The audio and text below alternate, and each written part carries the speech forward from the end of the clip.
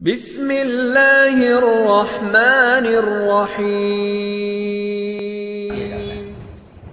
آخری بات عرض کر رہا ہوں وہ یہ ہے کہ حضرت حسین کی شہادت کے غم میں ماتم کیا جاتا ہے اور علاوہ کھود کر اس میں کودتے ہیں، ناچتے ہیں اور پنجے اٹھاتے ہیں، پنجے بٹھاتے ہیں۔ یہ سب باتیں اسلام میں کہیں پر بھی موجود نہیں ہیں، نہ صحابہ سے ثابت ہیں، نہ تابعین سے ثابت ہیں، نہ تبع تابعین سے ثابت ہیں، کسی سے بھی ثابت نہیں۔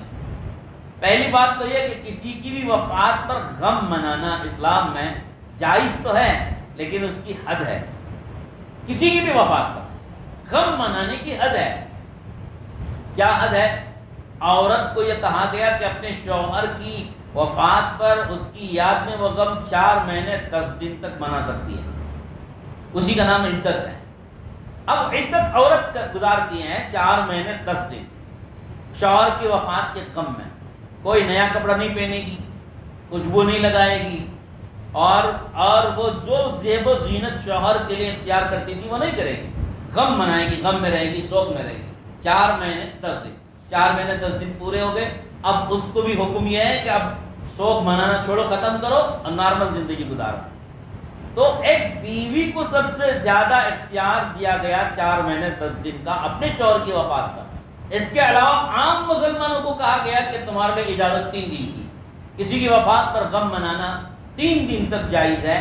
3 دن کے بعد اس میں غم منانا درست نہیں ہے اور اس کو نارمل زندگی پر آ جانا چاہیے۔ دل میں غم ہو کوئی حرج نہیں ہے، دل میں یاد آ رہی ہے کوئی حرج نہیں ہے، لیکن باقاعدہ ایک سوگ منایا جاتا ہے جس میں کھانا پینا چھوڑ دیتے ہیں، خوشیاں چھوڑ دیتے ہیں اور زیب و زینت چھوڑ دیتے ہیں۔ اس کی اجازت تو صرف 3 دن تک کے لیے ہے عام مسلمانوں کے۔ اب آپ بتائیے کہ جب یہ اسلام نے حد مقرر فرما دی، اب ہم کو حضرت حسین کی شہادت کا غم اتنے 1400 سال گزر جانے کے بعد ہی مناتے رہنا، یہ کون سی شریعت؟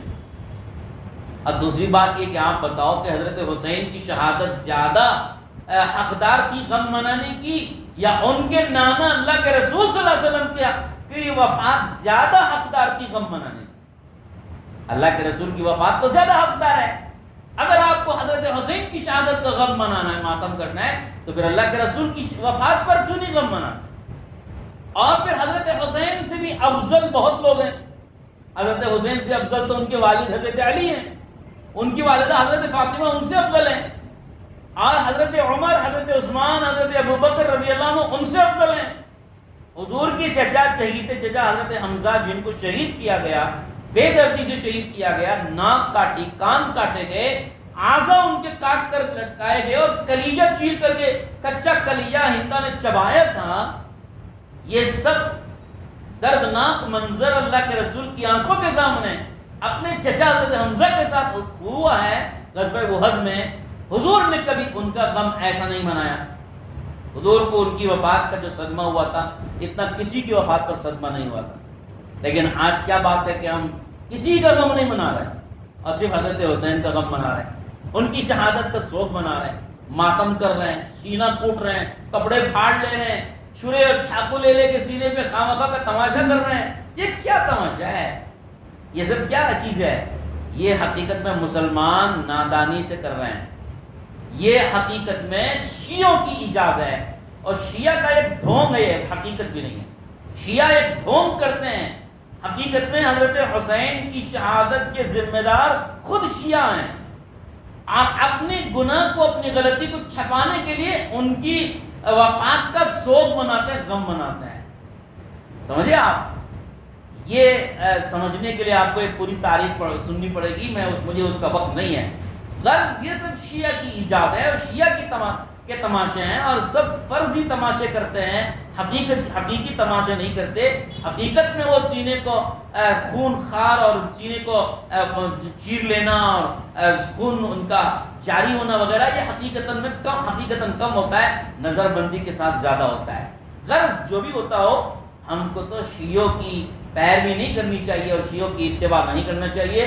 ہمیں سنت کی اتباع کرنا چاہیے. اللہ کے رسول صلی اللہ علیہ وسلم نے صحابہ نے جو چیز بتائی ہے اس پر ہمیں چلنا چاہیے.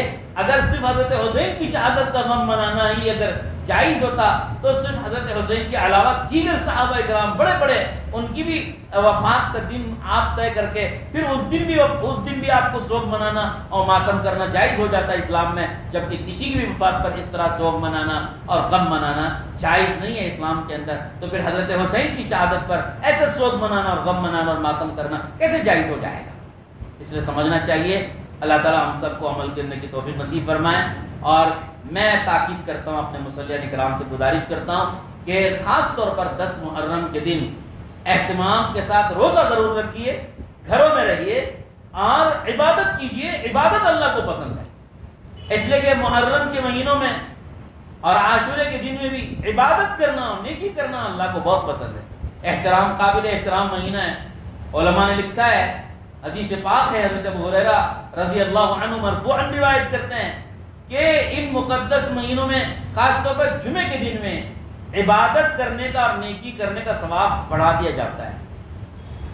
تو یہ محترم مہینے ہیں، ان محترم مہینوں میں خوب عبادت کیجیے. عاشورے کے دن بھی گھر رہ کے عبادت کیجیے.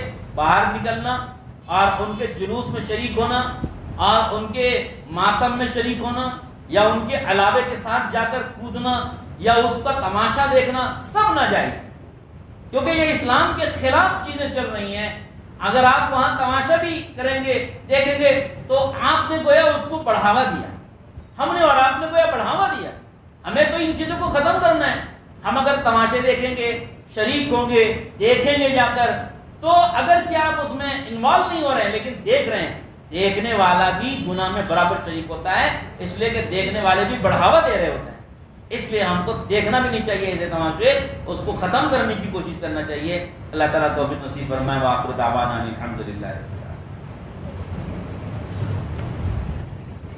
لا الہ الا اللہ، لا الہ الا اللہ، لا الہ